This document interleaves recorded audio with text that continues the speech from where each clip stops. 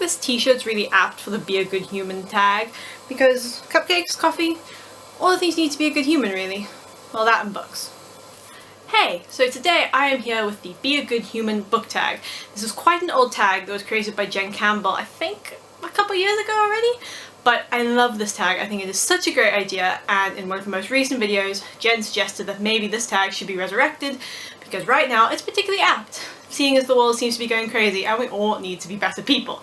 So, the general premise of this tag is how books make us better people, reading makes us better people, and specifically when we start reading about people who are different to us or reading about issues that we need to be talking more about, and we need to learn and grow and get better and not be ignorant assholes. That's basically the premise. So this is probably going to be quite a long video because I've got quite a few books. I'm looking at all my books over there and there's quite a big pile. So I'm going to try not to waffle on too much about each book, but hopefully you'll get a sense about what they're about and how we can just be better and do good and all of the nice things. I just want to preface this video by saying that if you're reading anything, I think that's great. Reading is great. Reading is just going to make you a better person no matter what you're reading. Even if you're just reading really feel-good stuff, it's making you a nicer person because you feel good, you go out, you're nice to other people. And no matter what you read, a book is forcing you into somebody else's shoes and making you think about somebody else in slightly different circumstances, even if they resemble you in some way. It's teaching you, you're learning, that's great. But this tag is specifically about books that talk about issues and people and things that we should be thinking more about. Issues that affect our society, that may or may not affect us personally, and how we learn and grow and learn how not to treat people and how to treat people. So that's the general focus of this tag, but also generally just reading, very good. Maybe just step it up and try and learn more about people who maybe don't look, act, live, sound, all the things like yourself. Let's kick things off with a poetry collection. This is Milk and Honey by Rupi Kaur. I think that's how you say it. You might say it Rupi Kaur, I'm not sure. But this is a really good poetry collection if you want to start dipping your toes into the world of reading about bigger issues. So Rupi deals with sexism, feminism, being a woman of colour, just generally being a woman, being in an abusive relationship, just everyone being able to do their own thing and how we shouldn't judge people, and all of the good stuff. It touches on so many interesting and pertinent issues, and these poems are so short that if you don't want to read something longer yet, if you're not ready yet, this is a good place to start because you can sort of dabble in these really short poems, just a few lines long, on general issues, and might give you some food for thought, and maybe you can then progress on something a bit bigger. This is good stuff. Two other poetry collections that you might want to check out that I haven't read in their entirety, I've just read previews on Google Books, is Citizen and Even This Page is White. And both those poetry collections look really interesting. They both deal with race and racism, I think in the US, but just generally in the wider world. So those might be some good ones to check out. Can't totally vouch for them because I haven't read them yet, but they might be things that you might want to consider. Now I've got quite a lot of books on sexuality because that's something I tend to read quite a lot about. And as I'm a history student, no surprise, there are some history books here. The first one is Sex and Punishment by Eric Berkowitz, and this doesn't read like a conventional history book, and I think that's just because the subject matter is so interesting. It is basically about how the Western world has always loved to judge people based on their sexuality, based on who they're sleeping with. And it is quite Western-centric, which is something to maybe bear in mind, but I still thought it was super interesting and I learned a lot from this. So it deals with how different, not different cultures, but how different civilizations like the ancient Greeks, ancient Romans, Victorians, etc., how they've dealt with things like homosexuality, how they've dealt with things like interracial relationships, how they've dealt with the place of women in sexual relationships, and it's just so interesting because it really gives a very clear picture that when we judge people for their sexuality, it's usually on poor grounds. It's usually because of a lack of education, or a lack of willingness to understand, or a lack of information, or just because people are trying to be controlling and negative, or it's for their own personal gains. But there's never really a good moral reason to judge people because they're gay or in an interracial relationship, or just because they're a woman and they happen to want to have sex. So yeah, as you can see, I really love this book and I think it is super important, very educational, and generally know your history so you don't do the same stupid things previous people have done. Just don't do that. and read this book.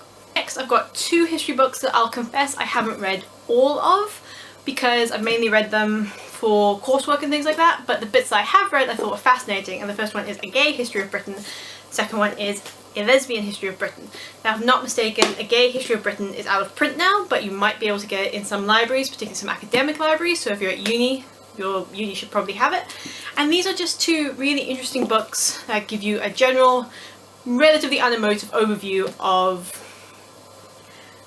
well, like this one's Love and Sex Between Men Since the Middle Ages, and this is Love and Sex Between Women Since 1500. So if you're interested in that stuff, if you want to know a bit more about the history and how, guess what, gay people have been around for a long time, it's not new, and it's okay, then these are really interesting, and for history books, pretty well written.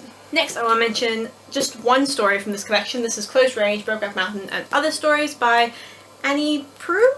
I'm not actually sure how you say her last name, but this collection doesn't deal with sexuality, but the last story, Brokeback Mountain, which you're probably familiar with from the movie, does deal with sexuality, and I think it's particularly poignant because it's really discussing why we shouldn't have judgments in our minds of what a gay man looks like and how a gay man behaves, because these are men, these are cowboys in not the Wild West, but like what used to be considered the Wild West, and they're meant to be macho and tough, but they are in this secret gay relationship. And so good lesson there. Don't judge people based on how they look. Sexuality is personal and has nothing to do with how you look and behave, and that's just something I think more people need to know. Tell the Walls of Home by Carol Rivka-Brandt. I've talked about this book before and I really love it. I think it is a fantastic book. I think Jen also mentioned it in her video, and it is about the AIDS crisis in the 80s in America, and it deals with a girl called June whose uncle has died of AIDS and all the misconceptions around AIDS and gay relationships and the issues people had within families, with family members being gay and dying, and judgments people made, and just how lack of understanding can be really negative and can have really harmful effects. In particular, there's one scene in here where June's sister dares her uncle to give June a kiss, and June loves her uncle and doesn't want to offend him, but is also scared she'll get AIDS if he just kisses her on the cheek. And I just thought that seems really powerful, and just showed that it's better when we understand things, and it's better when we try to understand things, and how lack of knowledge just messes with us as humans. Finally, I've got a book on sexuality that I really love. This is Muffy by Andre Carl van der Merwe. It is a South African book about it. It's like a fictionalized account of Andre's life when he was in the SADF, or the South African Defence Force, as a gay man. He was conscripted, and the army was not friendly towards gay people. It was very derogatory towards them, and you weren't allowed to be openly gay. And this is about essentially Andre's journey as told through a fictional character, to accepting his sexuality, to how he was treated in the army. And this is important because I think there's a lot of military outposts, or there's a lot of countries around the world where the military is not kind to gay people and is not understanding of gay people and can actually be really cruel to them, and that is not good. And just generally is about what it means to grow up in a culture where the emphasis is on you must be really macho and you must act this way and fulfill this gender role, and if you don't, and if you're gay, then you are bad. And I love this book. I think it's super important, and I think everyone should read it. Now let's have a look at some stuff on gender. So first off, I want to mention Bridget Terabithia, which is a YA book, and I think it's really great because it deals with gender roles in a really subtle way, in that the girl in this book can run really fast and beats all the boys in the races, and the boy really wants to be an artist and draw, and it's how people look at them differently because they're not conforming to their assigned gender roles. So I think that idea in YA fiction is really great, and I'm glad there's a book that deals with that. We've got Laura Bates' Everyday Sexism, which I don't think anyone would be surprised to see in here because I think this book is incredible, and it is the book that got me thinking about bigger issues like sexism and feminism, racism, homophobia, all of the things. This is really easy to read. It's mostly testimonials and some statistics that will really tug on your heart and make you see what a big issue sexism still is in society and why it shouldn't be. And this isn't just a book for women, men should definitely read as well. There's a whole chapter on how men experience sexism and testimonies from men and how they've experienced it in the workplace and in their families and just in their life in general. And yeah, it's a book for everyone about why sexism needs to end and why we all need to be supporting equal rights for everybody. A couple of books still on my TBR. One of them is Girls Will Be Girls by Emma O'Toole, which I'm really looking forward to reading. I've heard lots of good things about. It discusses gender as a performance art and how gender is basically learned behaviour based on, you know, what we're told we're kids and how we're told to behave. So I think that's going to be really interesting. And then another book I'm really excited to read soon is The Art of Being Normal by Lisa Williamson, which is about a transgender teenager. And I don't think I've ever read a YA book about a transgender teen or a transgender anyone. Actually, I don't think I've ever read a book about a transgender person. So I'm really excited to read this. I think it's going to be, well, I'm hoping it's going to be really interesting, and I'm hoping it's going to deal with the issue sensitively and in an accessible way. So I'll get back to you on that.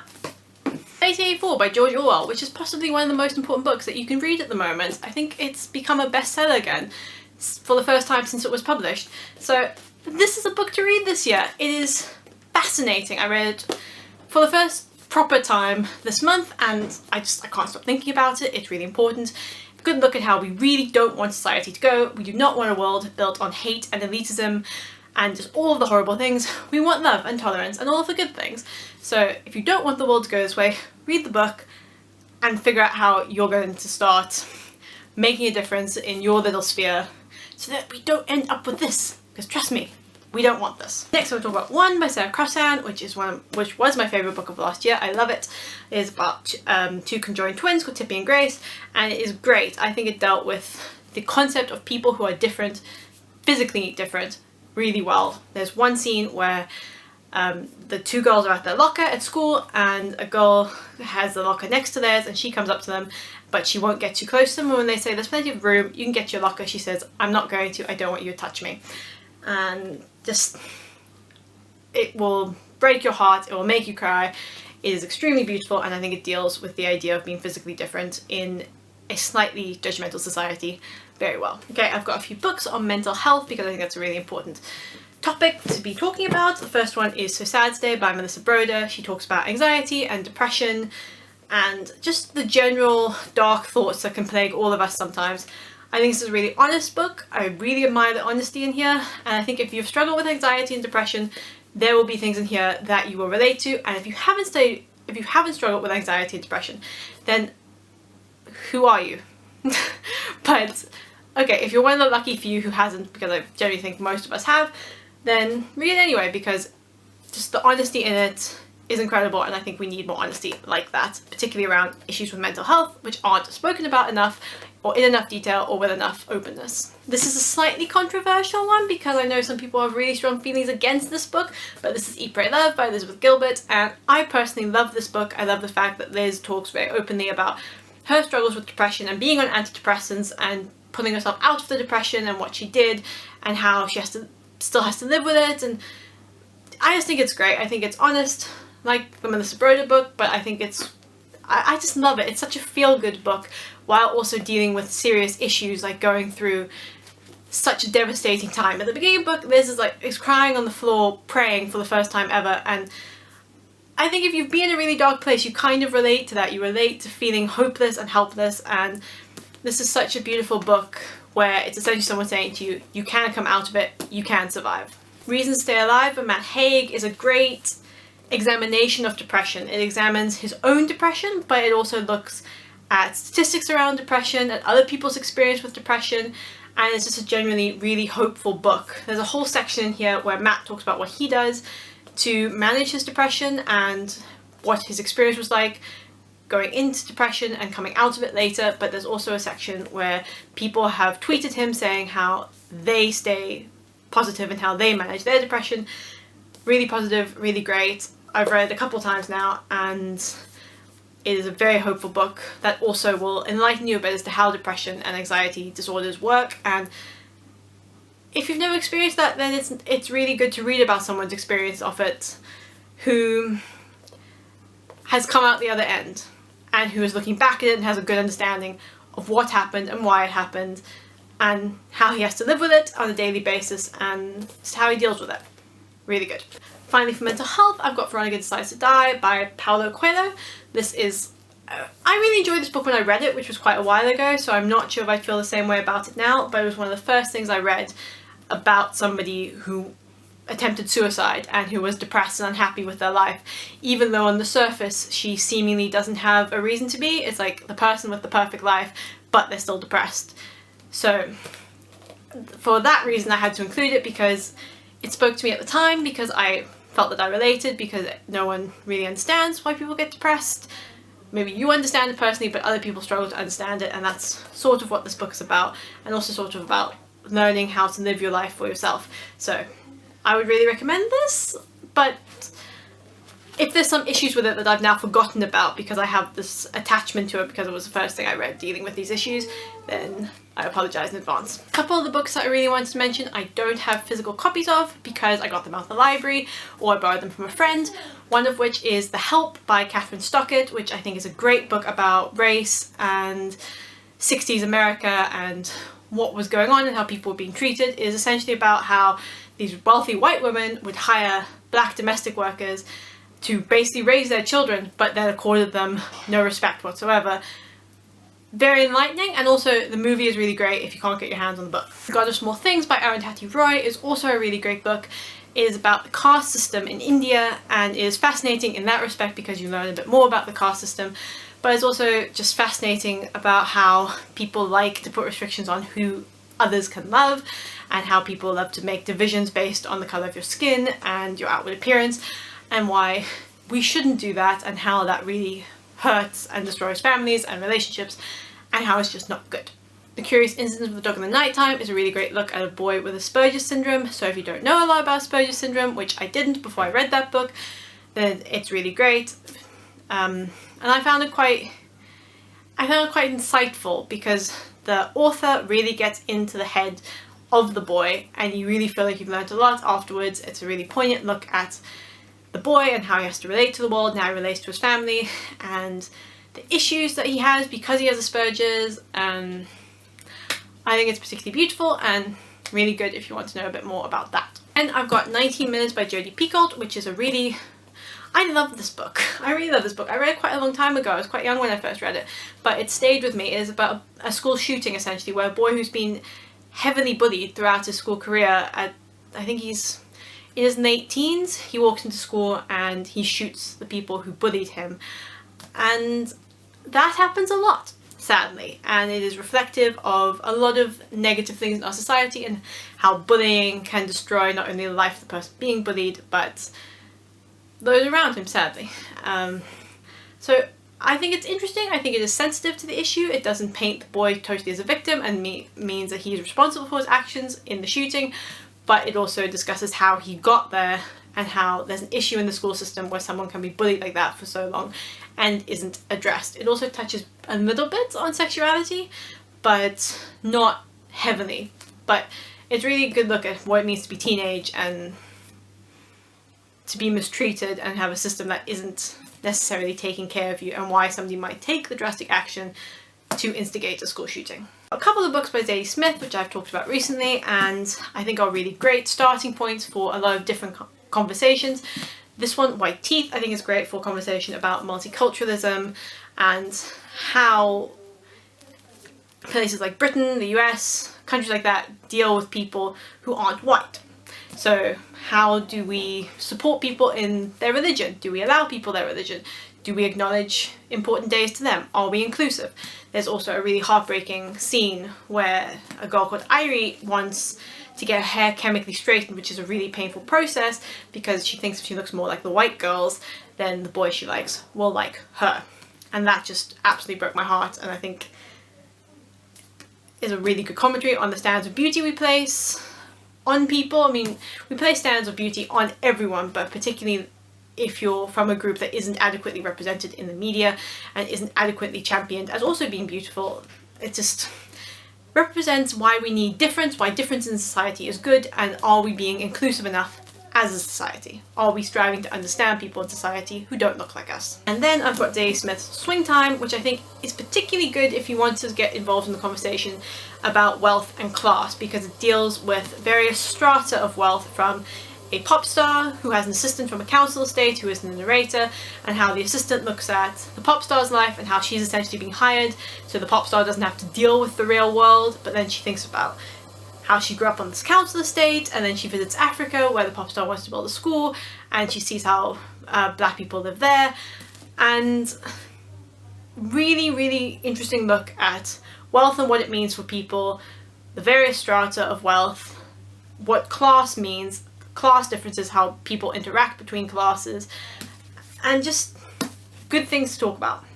So there we go. There is the tag. There are some books that have helped me become more educated and have helped me hopefully become a better person, and hopefully will be interesting to you. If you haven't picked any of these up, then all the ones I've read I vouch for. I think they're great. I think they're really important to be reading right now. I really think this year we got a really rude shock with all the things that happened last year, with how conservative the world can still be and how conservatively people can still behave, and how that actually affects people in the real world. And I think we've all got a bit of a wake-up call as to why we need to be getting more educated. If we want the world we live in to be an inclusive, positive place like it should be, then we need to learn more. And that being said, even if you're sitting watching this and you're going, I don't want the world to be more inclusive, I only care about me, your argument doesn't stand unless you're more educated. And actually I think the more that you read about these subjects, the less likely you'll be to not want that inclusive world. So read more, read the books, read all of the books all of the time, and just if you're only reading white authors, if you're only reading straight authors, maybe try and work on that, try and level up a bit to read a bit of everybody. That's what I'm trying to do. All we can do is try. So let's all try together. I hope you've had a really great day, and I hope you've really enjoyed this tag. I'll chat to you soon. Bye!